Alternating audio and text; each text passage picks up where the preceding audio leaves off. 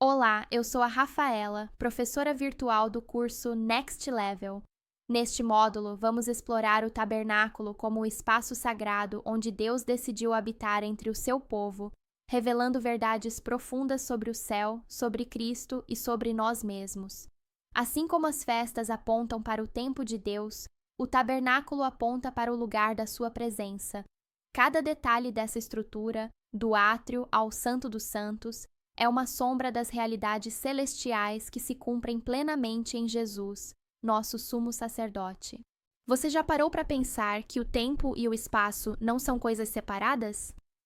A física moderna, especialmente com a teoria da relatividade de Einstein, nos ajuda a enxergar isso de uma forma impressionante.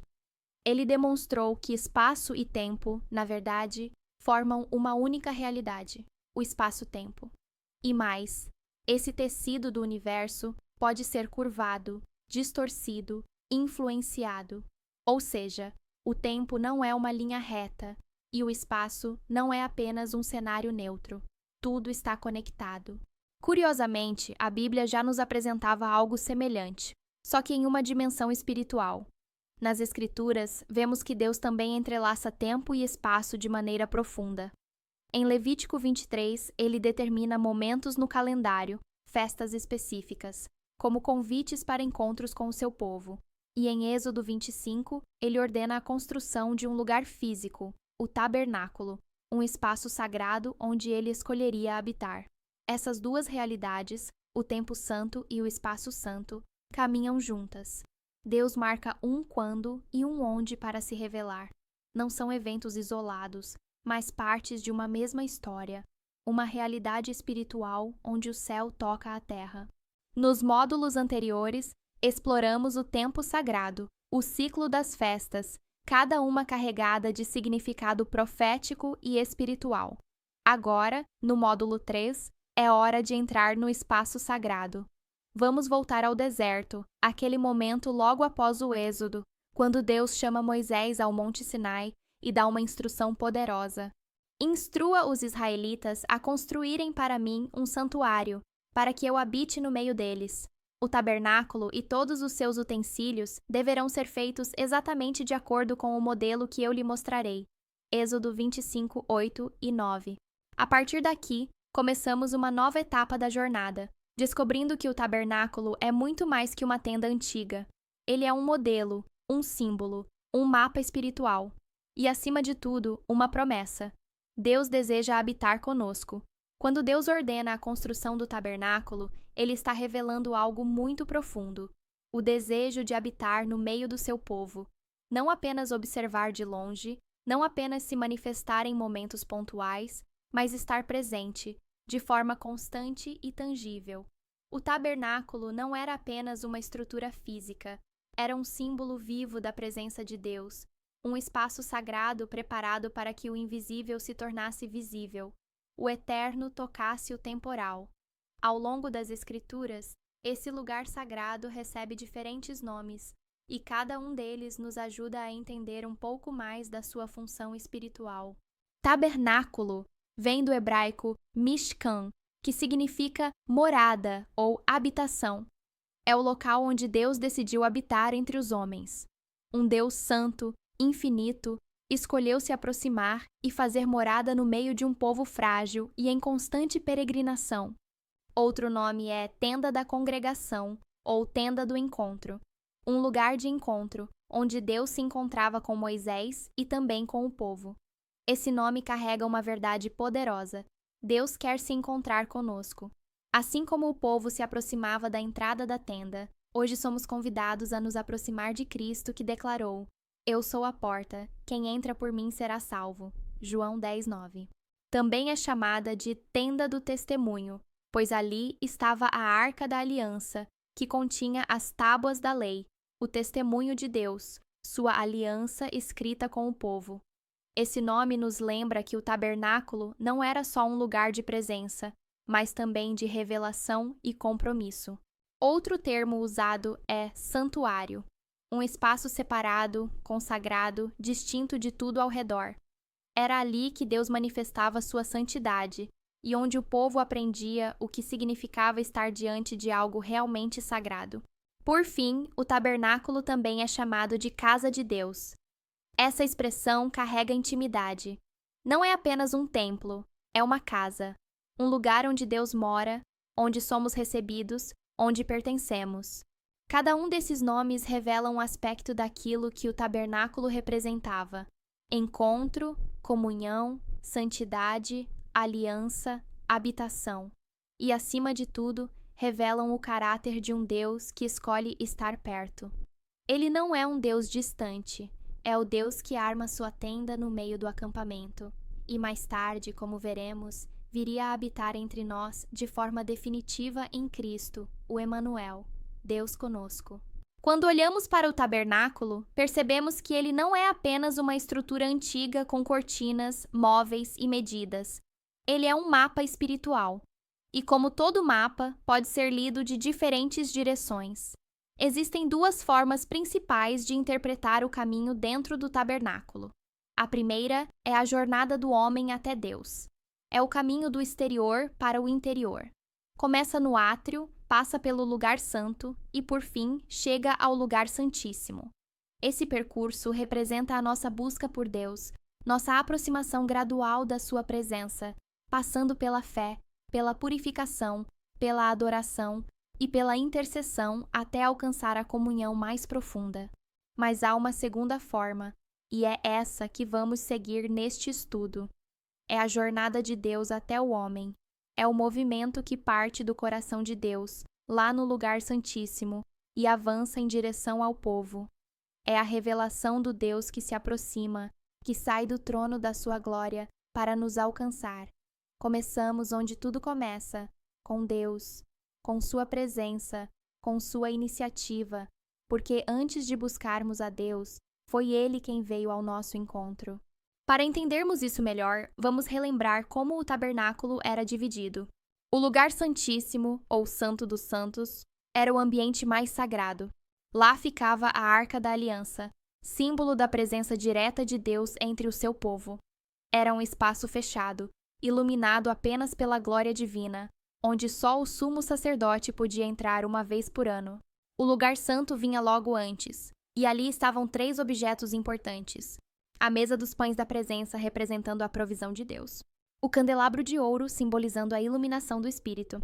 E o altar de incenso, que apontava para a oração e a intercessão contínua.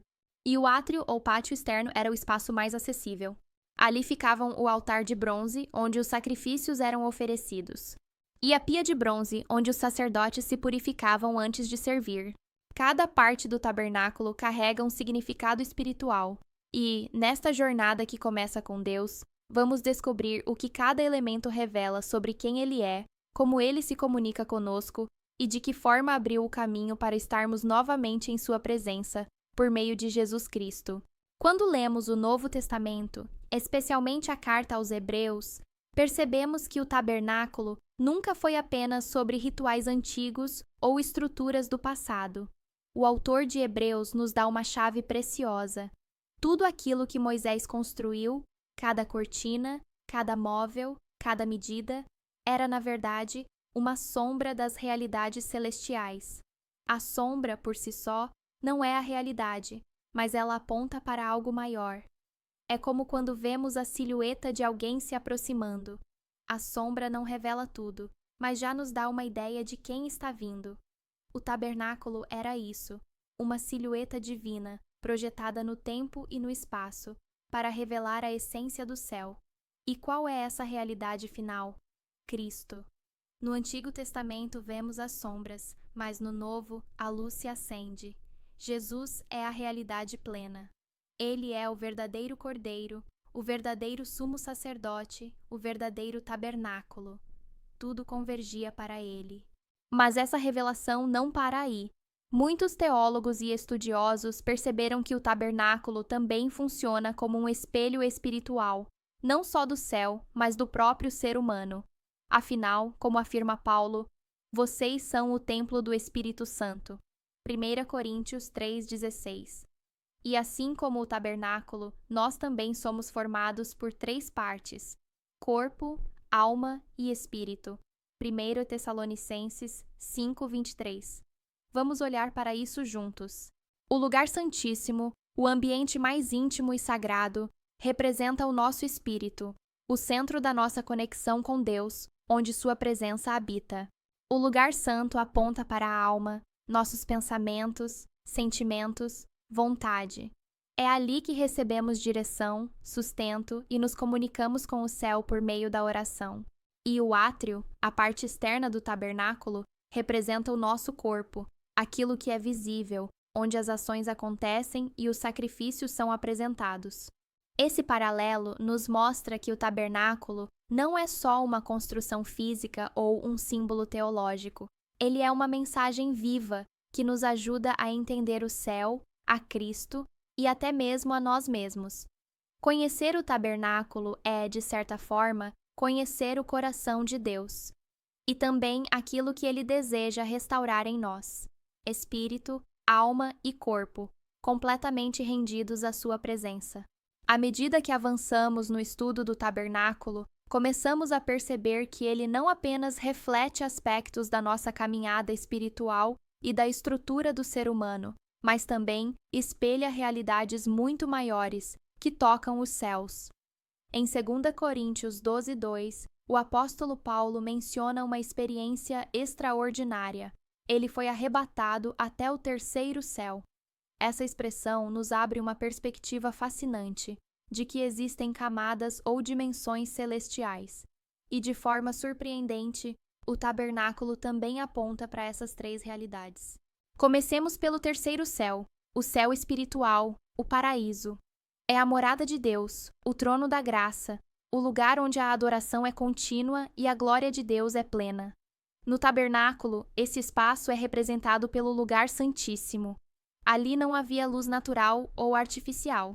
A única luz era a própria presença de Deus.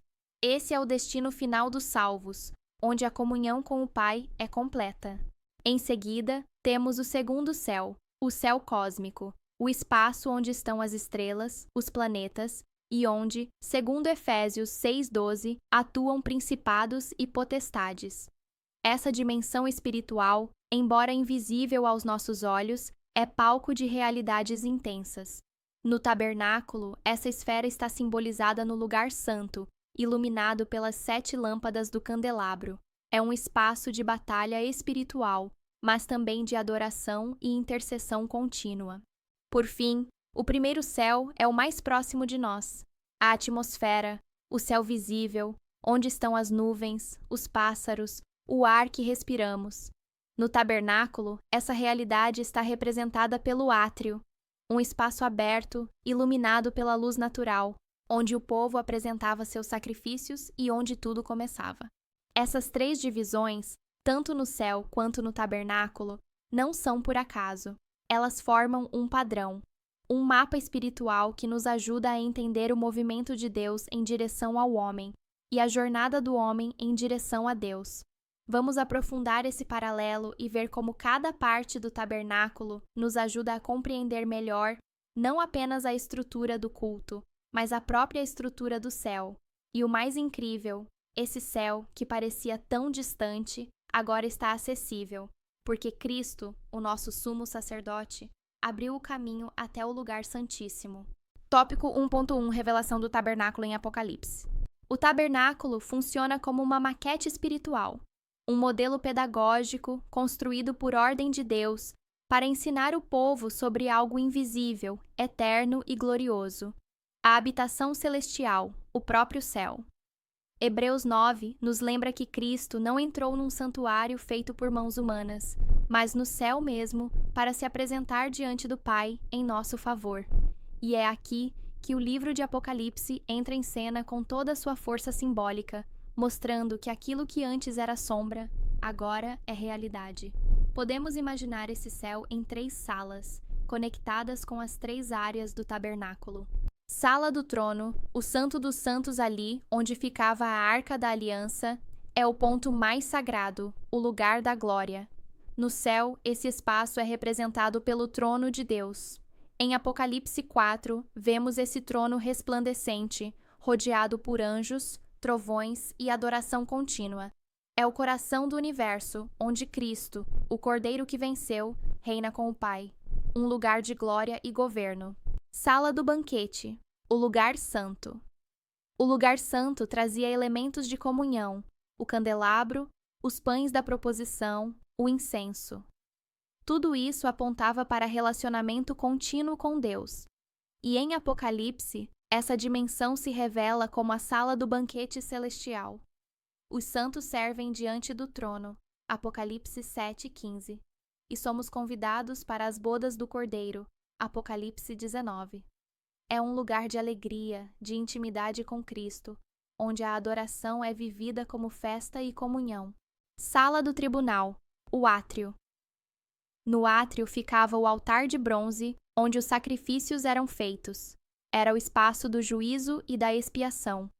Em Apocalipse 5, vemos o Cordeiro que foi morto, o único digno de abrir os selos. E em 2 Coríntios 5:10, lemos sobre o tribunal de Cristo, diante do qual todos comparecerão. É o lugar onde a justiça de Deus é revelada e onde o sangue do Cordeiro garante o nosso perdão. Perceba, o tabernáculo não ficou preso ao deserto, nem se perdeu no tempo. Ele aponta para o céu, e o céu, por sua vez, se torna compreensível por meio das imagens do tabernáculo. Portanto, ao estudar o Apocalipse, não estamos simplesmente analisando visões simbólicas. Estamos contemplando a realidade celestial por trás daquilo que Deus já havia revelado séculos antes. O tabernáculo é a chave, Cristo é a porta, e o céu é o destino dos redimidos. Agora vamos olhar para uma das festas mais ricas e simbólicas de toda a tradição bíblica. Tópico 1.2 Festa dos Tabernáculos. A Festa dos Tabernáculos, ou Sukkot, como é chamada em hebraico. Essa festa era celebrada no outono e servia como um memorial poderoso do tempo em que o povo de Israel viveu no deserto, habitando em tendas, totalmente dependente da provisão e da presença de Deus, que habitava no meio deles na tenda sagrada. Era uma festa de gratidão, alegria e lembrança da fidelidade divina durante a jornada no deserto. Mas Sukkot vai muito além de um memorial do passado. Muitos estudiosos creem que o nascimento de Jesus pode ter acontecido justamente nesse período. Por quê? Porque em João 1,14, ao descrever a encarnação de Cristo, o texto diz: "A palavra se fez carne e viveu entre nós." Só que, no original grego, essa expressão "viveu entre nós" é literalmente "armou sua tenda" ou "tabernaculou" entre nós. Ou seja, o próprio Jesus veio habitar como uma tenda viva no meio da humanidade, exatamente como Deus fez no deserto com o tabernáculo. Isso faz muito sentido tanto do ponto de vista teológico quanto profético. Afinal, Jesus é o cumprimento de tudo o que o tabernáculo representava. Ele é a presença de Deus entre nós, o lugar do encontro, da expiação, da glória. Ele é o Emanuel, Deus conosco. É interessante também lembrar que a ideia de Jesus ter nascido em 25 de dezembro não é sustentada biblicamente. Essa data foi adotada séculos depois, por motivos simbólicos e culturais, coincidindo com festivais pagãos como a Saturnália e o culto ao Sol Invicto. Mas, na narrativa de Lucas, encontramos uma dica importante. Os pastores estavam no campo à noite, cuidando dos rebanhos. E isso dificilmente aconteceria durante o rigoroso inverno em Belém. Tudo isso nos leva a ver a festa dos tabernáculos não apenas como um olhar para o passado, mas como um anúncio da vinda do Messias. Primeiro, em carne, quando ele armou sua tenda entre nós.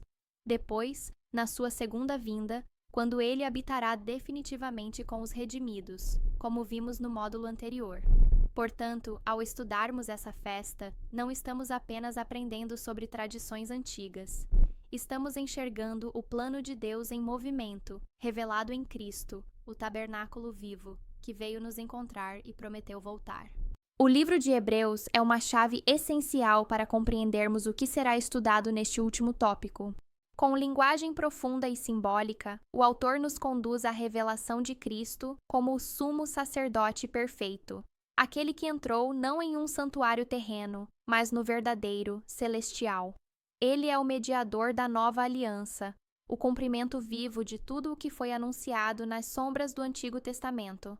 Como lemos em Hebreus 9:11, Jesus entrou no tabernáculo maior e mais perfeito, que não foi feito por mãos humanas, revelando que sua obra não pertence apenas à dimensão terrena, mas é parte do plano eterno de Deus. E no capítulo 10, encontramos a afirmação decisiva: a oferta de Cristo, feita uma vez por todas, é suficiente para nos santificar e nos reconciliar com Deus. Ele não apenas morreu, ele se assentou à direita do Pai, aguardando o dia em que toda oposição será vencida. Por meio de uma única oferta, ele aperfeiçoou para sempre os que estão sendo santificados. Neste módulo, mesmo que visitemos textos do Antigo Testamento e do livro do Apocalipse, é Hebreus que nos servirá como fio condutor. É nele que as promessas antigas ganham forma, onde o tabernáculo aponta para uma realidade maior, onde cada símbolo encontra seu significado em Cristo. A cruz estará sempre no centro, não apenas como evento histórico, mas como o eixo revelador de todo o plano de Deus. Ela se revela no caminho traçado dentro do tabernáculo e até mesmo na surpreendente disposição das 12 tribos ao redor do santuário. Tudo aponta para ele, tudo converge nele, e é por meio dele que seguimos adiante. Encerramos aqui a nossa aula, com o coração cheio de reverência diante das verdades que o Senhor tem revelado por meio das Escrituras. Não deixe de ler a apostila e fazer as atividades. Até a próxima aula!